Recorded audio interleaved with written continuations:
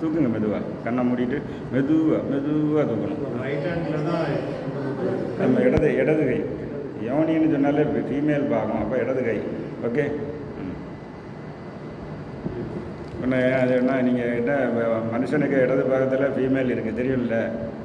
ஒன்று அவங்களுக்கு கோபம் வந்துடும், என்ன இது அப்படி மாத்திரம், அவங்க சைடு மேல் கிடையாது, அவங்க வலது. இதுதான் சீக்கிரட். ஏன் அதுவும் மர்மத்தில் அறியணும் நீங்கள். ஏன் சொல்லுங்கள் சார், சொல்லுங்கள் சார். ஏன் அவங்க மனுஷனுக்கு உடம்புல ஆணும் பெண்ணு ரெண்டும் இருக்குது, இடது பாகம் பெண் பாகம். பெண்களுக்கு அப்படி இல்லை, ரெண்டுமே ஒரே பாகம் தான். ஏன் என்ன எதனால்? ஆணில் எக்ஸு ப்ளஸ் ஒய் இருக்குது. ஒய் வந்து ஆண் எனர்ஜி மேல், எக்ஸு ஃபீமேல் ரெண்டு இருக்குது. பெண்களுக்கு ஒன்லி டபுள் எக்ஸு. அப்போ என்னாச்சு? டபுள் எக்ஸ்னா அந்த குழந்தைக்கு பிறப்பு மேலாக ஃபீமேலான டிசைட் பண்ணுறது பாதேச குரோமோசோம். மதர் ஒன்று அதாவது இல்லை, புரிஞ்சதா? இப்போ அந்த இது வருது. அப்போ மேலுக்குன்னா என்னது? எக்ஸ் ஒய் தானே. சரி, ஃபீமேலுக்கு டபுள் எக்ஸு. 9க்கு அது இப்போ பெரிய போச்சு இல்லை. இனியும் ரெக்கக்னைஸ் பண்ண முடியாது. ட்ரெயினில் 10 ரூபாவுக்கு நான் அடித்து போடுவா. என்னது அடி தான், பயங்கர எனர்ஜி. என்ன அதுக்கு என்னது? Double X Y. புரிஞ்சில்ல? டபுள் எக்ஸ் ஒய் அது வேறு, டபுள் ஒய் எக்ஸும் இருக்குது. அது எல்லாம் ரிவர்ஸ். டிரான்ஸ்ஜெண்டர்னா, டிரான்ஸ்னால் மூமெண்ட்டு, ஜெண்டர் பிறக்கும்போது இப்போ மேல் 100% மேல், 100% ஃபீமேல். இங்கே மேல்லேருந்து இப்படி ஃபீமேல் ஆகக்கூடியது தான் அதிகம். அதை தான் நீங்கள் பார்த்துருக்கீங்க. ஆனால் ஃபீமேல்லேருந்து மேலாகக்கூடிய ஒரு ப்ராசஸ் இருக்குது, அது ரொம்ப ரேர். என்ன மேல்லேருந்து ஃபீமேல் ஆகக்கூடிய பாம்பேயில் போனால் பீனிஸை ரிமூவ் பண்ணிவிட்டு பெண்ணும்பா, ஆனால் குழந்தவனும் வராது. ஃபீமேல்லேருந்து மேலாகக்கூடிய பார்த்துருக்கீங்களா?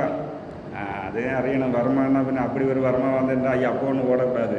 கிளைட்டோரியஸ் பிகம்ஸ் பீனிஸ்.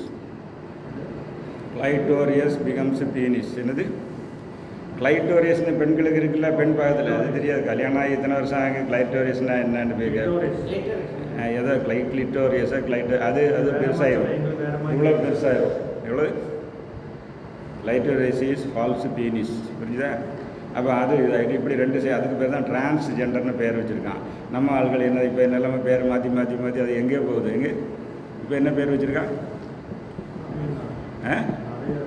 என்ன அர்த்தம்? நாரிய திருநங்கை. அது என்ன? அதை விட டிரான்ஸ்ஜெண்டர் தான் கரெக்டாக இருக்கும். சரி, என்னதை விட அவங்க அரவான் கோவில் இங்கே தான் இருக்குது, தெரியும்ல? அரவான் கோவில் இங்கே இப்போ விழுப்புரத்தில் இருக்குல்ல. அரவானை பற்றி சீக்கிரம் சொல்லுங்கள். அரவான் யார்? என்னது அரவானை பற்றி சீக்கிரம்? அரவான் யார்?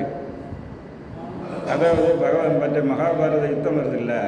மகாபாரத யுத்தம் வரும்போது என்ன ஆச்சுன்னு ஒன்று, இந்தியாவில் உள்ள எல்லா ராஜாக்களும் இந்த சைடு நான் வரேன் அங்கே அவங்களுக்கு துடிக்குது. ஓஹோன்னு இவன் நான் இங்கே வரேன், எங்கே ஒன்று என்ன சேருங்க ஐயா.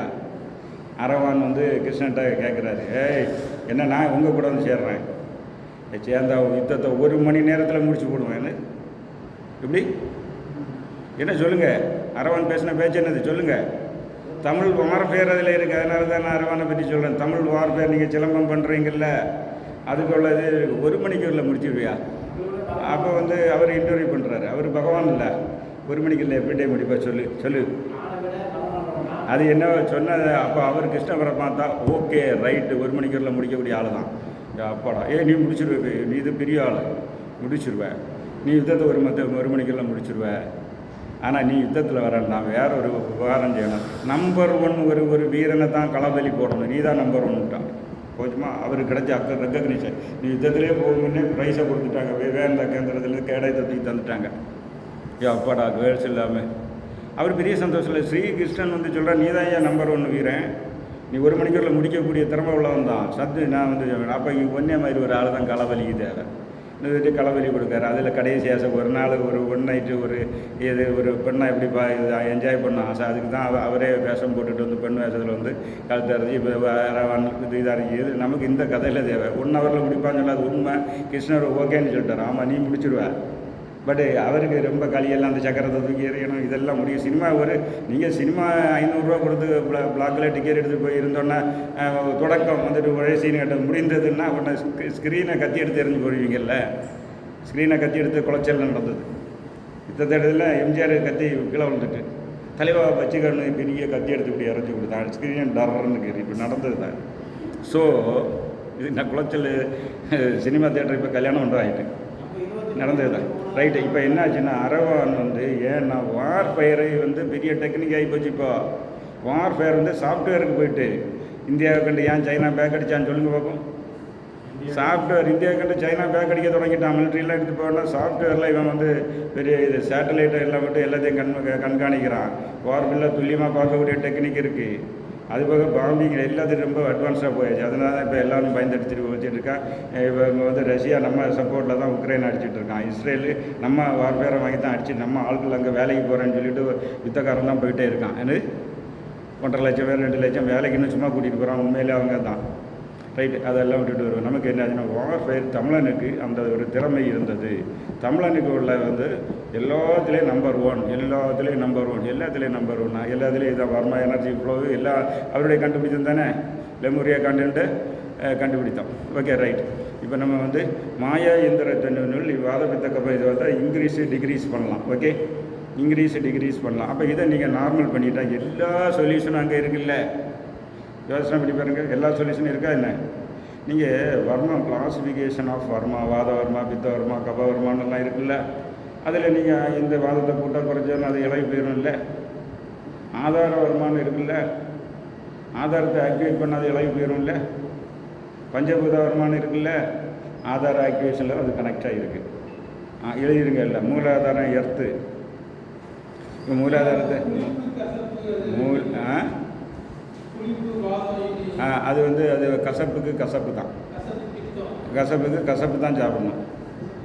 கசப்பு அது கவத்துக்கு லேசான இனிப்பு இருக்கும். அதுக்கு வந்து குருமிளகு. என்னது குருமிளகுன்னா பெப்பர் சாப்பிடணும். ஒன்றா ஏன் இது மற்ற சிவப்பு மிளகு இந்தியாவில் உள்ள மிளகு கிடையாது, தெரியும்ல.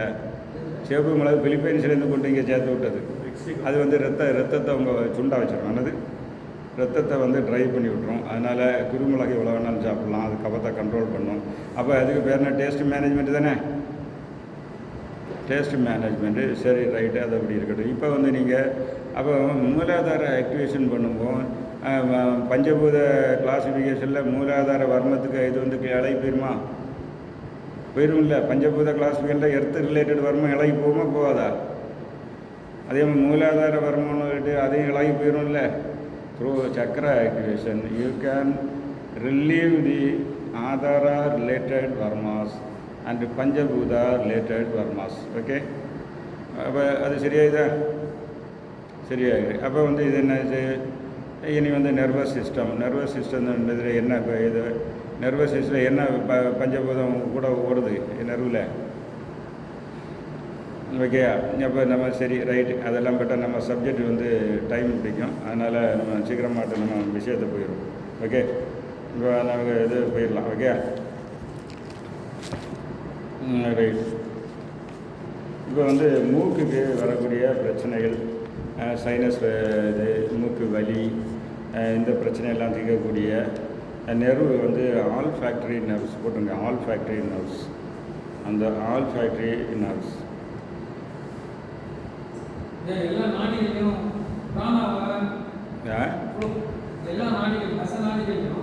இல்லை. இது வேற. இது வேற நாடி நான் சொல்கிறேன்னா. இப்போ நெர்வுக்கு ரிலேட்டடு நெர்வு வந்து ஆல் ஃபேக்டரி நெர்வு எழுதியிருங்க. நெர்வு ரிலேட்டடு நெர்வு வந்து இந்த இது. அடுத்தது வந்து என்னாச்சுன்னா நாடி வந்து இன்றைக்கி சித்திரணி நாடி என்று அமிர்தம் ஆக்டிவேட் பண்ணுவோம். இந்த ஆல்ஃபேக்டரி நர்வில் எனர்ஜி ஃப்ளோ வந்து இப்போ யாருக்காவது மூக்கு வெளியே சைனஸ் வெளியே பெயின் இருந்தால் இப்போவே கிளியர் ஆகிடும். 24 மினிட்ஸில் வந்து கிளியர் ஆகும். ஞாபகம் வச்சுருங்க. 24 மினிட்ஸில் இந்த கிளாஸ்லேயே கிளியர் ஆகும். அப்போ அதுக்குள்ள படம் தான் உங்களுக்கு அனுப்பியிருக்கேன். படம் அனுப்பியிருக்கேன். ஏன்னா மிட் பிரெயினில் உங்களுக்கு வந்து கார்பஸ் கொலாசம்னு எழுதிருங்க. இதெல்லாம் வேணும். கார்பஸ் கொலாசம் பஞ்ச் ஆஃப் நர்வ்ஸ் எழுதுங்க. மிட் பிரெயின் இடது மூளையும் வலது மூளையும் கனெக்ட் பண்ணக்கூடிய பஞ்ச் ஆஃப் நர்வ்ஸுக்கு பேர் என்னது? கார்பஸ் கொலாசம் எழுதுங்க. கார்பஸ் கொலாசத்தில் என்ன ஆச்சுன்னா 1 லட்சத்துக்கு மேலே நெர்வு யூனிட் இருக்குது. எப்படி? நியூரான்ஸ் எவ்வளோ? 1 லட்சத்துக்கு மேலே ஒரு பஞ்ச் இருக்குது. அதுதான் கனெக்டு. அதுக்கு ஈக்குவலான ஒரு நாடி சேனல் நமக்கு சித்திரணி நாடி. என்னது? சித்திரணி நாடி. சித்திரணி நாடி அது எங்கே அந்த 10 தேடின அந்த பேரில் காணலையே. ஏன்னா 96 நாடி சேனல் இருக்குது. நீங்கள் 10 சுற்றிக்கிட்டே இருந்தால் செக்கு மாடு மாதிரி சுற்றிக்கிட்டே வரலாம். செக்கு மாடு மாதிரி சுற்றிட்டு வந்தால் இப்போ 96 இருக்குது. லீனியர் என்னது 96னா லீனியர். நீங்கள் சர்க்குலர் ஆகிட்டான்னு ஒன்றும் பண்ண முடியாது. 10 நாடின்னு சொல்லிகிட்டே இருந்தால் சர்க்குலர். என்னது லீனியராக போகணும். அப்போ 96 நாடி சேனலில் ஒன்று தான் சித்திரணி நாடி. ஓகே. செக்கு மாடை வந்து நீங்கள் வந்து ஒருத்தன் தெரியாமல் தர மாட்டேன் என்ன செய்தான், சந்தையில் போய் செக்கு மாடை கொண்டு வந்து இரவையில் கட்டிட்டான். என்னது இல்லை இரவை மாடை கொண்டு செக்கில் கொண்டு கட்டிட்டான். இரவை மாடு என்ன 10 அடி முன்னாடி போகும், அடுத்து 10 அடி பின்னாடி வரும். இவன் அடித்தான்னா 10 அடி போகும். அதுக்கப்புறம் எவ்வளோ அடி கொடுத்தாலும் 10 அடி பின்னாடி தான் வரும். இந்த மாதிரி உள்ளது. இதுக்கு என்ன சித்திரணி நாடி. What is the importance of சித்திரணி நாடி சொல்லுங்கள். சித்திரணி நாடியை பற்றி சீக்கிரமாக சொல்லுங்கள். அதுக்கு இணையான நாடி சேனல் இது வந்து இங்கே தான் குண்டலினி எனர்ஜி பாத்வே எழுதுங்க. Kundalini energy pathway kundalini energy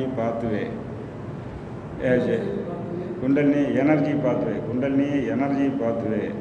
சரி ரைட்டு. சித்திரணி நாடி எங்கே இருக்குது? சுஷும்னா நாடி கேள்விப்பட்டிருக்கீங்கல்ல? சுஷும்னா நாடின்னு எல்லோரும் சுழுமுனை நல்லா சொல்ல சுழுமுனையா எழுமுனையா. இந்த பாருங்கள் எப்படி ஒரு பண்டில். நீங்கள் வந்து ஞாபகம் வச்சுருங்க. ஒரு கேபிள், இந்த டெலிஃபோன் எக்ஸ்சேஞ்சுக்கு போக கேபிளை ஒன்று ஞாபகம் வச்சுருங்க. இந்த கேபிளுக்குள்ளே நிறைய இது சிறிய கம்பி வேறு இருக்குல்ல. இதே மாதிரி வந்து சுழுமுனை அவுட்டர் கவரு, அதுக்கு உள்ளே இருக்கக்கூடிய கவர் வந்து சித்திரணி. அதுக்கு உள்ளே இருக்குது வஜ்ரம் நாடி. அதுக்கு உள்ளே இருக்கக்கூடியது பிரம்ம நாடி. இந்த நாடியெல்லாம் அறியணும். ஏன்னா ஹீலிங்கு இது தேவைப்படுது. சித்திரணி நாடியில் எனர்ஜி ஃப்ளோ பண்ணால் தான் கார்பஸ் கலாசத்துக்கு போகும். கார்பஸ் கலாசத்துக்கு போனால் தான் ஒவ்வொரு நெர்வு விளையாட்டு மேலேருந்து வரக்கூடிய நெர்வில் வந்து நான் இப்போ படித்த வாதங்கள்லாம் கிளியர் ஆகும். எப்படி இப்போ படித்த வாதங்கள் அதில் தான் கிளியர் ஆகும். அப்போ அது வந்து தெரிஞ்சிருக்கணும். சரி, வஜ்ர நாடியை பற்றி உங்களுக்கு வஜ்ர நாடி ஆக்டிவேஷன் எதுக்குன்னா ஸ்பைன் செட்டிங் யாராவது ட்ரீட்மெண்ட் கொடுக்குறீங்களா? ஸ்பைன் செட்டிங் கொடுக்குறீங்களா? யாராவது கொடுக்க கையை தூக்குங்க. சும்மா என்ன நீங்கள் கொடுக்குறீங்க. நீங்கள் ஸ்பைன் செட்டிங் அந்த நாடி ஓப்பன் பண்ணால் நீங்கள் கொடுக்குற கடார்னு ஒரு சத்தம் கேட்கும், ஆட்டோமேட்டிக்காக செட் ஆகிடும். என்னது ஏதோ ஒரு இடி மின்னல் வந்து தாக்குன மாதிரி இருக்கும். அதில் வந்து ஸ்பைன் ஆட்டோமேட்டிக்காக செட் ஆகிடும். பட் நீங்கள் அதுக்குள்ளே எண்ணெய் எல்லாம் போட்டு தடவி கடைசி தான் இதை கொடுக்கணும். வெறும் இதை கொடுத்து கிளப்பி விட்டோன்னா அவங்கள்ட்ட காசு கேட்க முடியாதுன்னு. என்னையா வந்த ஒரு எக்ஸசைஸ் தான் சொல்லி கொடுத்தா இது 15 ரூபா தான் தர முடியும். நீங்கள் போய் 2500 கேட்குறீங்க. இன்னொரு இல்லை நம்ம உங்கள் கைவரிசையெல்லாம் காமிச்சு ஸ்பைனாக நல்ல குளம் வாங்கி விட்டுட்டு கடைசி இதை அடித்து விடணும். இது ட்ரம்னு வந்து ஒரு ஸ்ட்ரைட்டாக அடித்த மாதிரி இருக்கும். அதில் எல்லாம் சரியாயிடும். வஜ்ரம்னா என்னது? நல்ல ஸ்ட்ராங் தானே. வைரம் மின்னல் மாதிரி இருக்குல்ல, அது மாதிரி. சரி ரைட்டு. இப்போ வஜ்ர நாடி activation is very very important for spine setting. அது பண்ணால் தான் நல்லாயிருக்கும். நீங்கள் என்ன வேலையெல்லாம் தெரியுங்க. ஸ்பைன் செட்டிங் என்ன யூஸ் பண்ணுறீங்க? ஸ்பைன் செட்டிங் ஆயில் ஏதாவது யூஸ் பண்ணுறீங்களா? என்ன ஆயில்? அந்த தைலம் எல்லாம் நீங்கள் வாங்குறதை நிறுத்திடுங்க. மகாவாத தைலம்னா கமர்ஷியலாக செய்யக்கூடியவன் அவன் ஒரு அண்டா நிறைய செய்து ஒரு கைப்பிடி மருந்தை தான் போடுவான். நீங்கள் செய்தேன்னா ஒரு 2 லிட்டருக்கு ஒரு கைப்பிடி போடுவீங்க, வேலை செய்யும். அதை விட்டுட்டு நீங்கள் வேறு ஒன்றும் செய்ய வேண்டாம். நல்லெண்ணெய் எழுதிருங்க. நல்லெண்ணெய் 3/4 பங்கு வேப்பெண்ணெய். அதுக்குள்ளே வந்து வஜ்ரவல்லின்னா என்னது? வஜ்ரம் என்னது? பெரண்டை. பார்த்தீங்களா? வஜ்ரவல்லின்னா இவர் ஒன்று சம்ஸ்கிருதம். ஆமாம், சம்ஸ்கிருதம் தான். இவர் ஒன்றா பிடிச்சிருவார். சம்ஸ்கிருதம் தமிழான பெரண்டை தமிழ் வஜ்ரவல்லி. அதை என்ன பண்ணணும்னா இந்த வஜ்ரவல்லி நீங்கள் பார்த்தா கையெல்லாம் ஊறல் வரும். அதனால் நிழலில் காய போட்டு பவுடர் பண்ணி வச்சுருங்க. பவுடர் பண்ணி அந்த பவுடர் கொஞ்சம் எடுத்து போடுங்க. போட்டுட்டு என்ன ஆச்சுன்னா வேறு என்ன சேர்க்கலாம்? இது செந்து வரக்கு என்னது?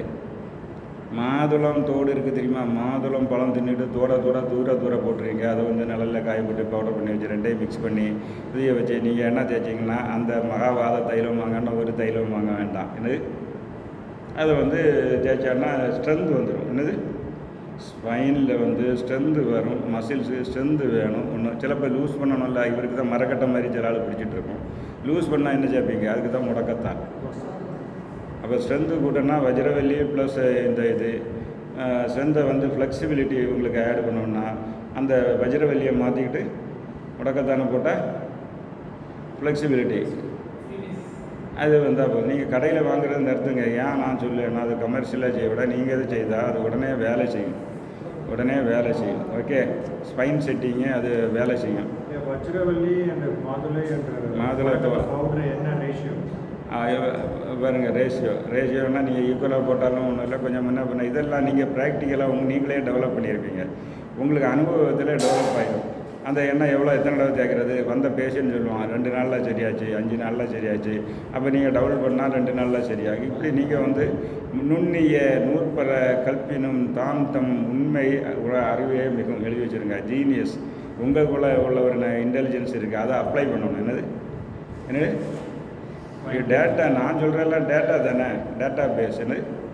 Data base apply with your intelligence. உங்கள் டேட்டா பேஸ் படி என்ன ரேஷியோ? எங்கள் டேட்டா பேஸை ப்ளஸ் யுவர்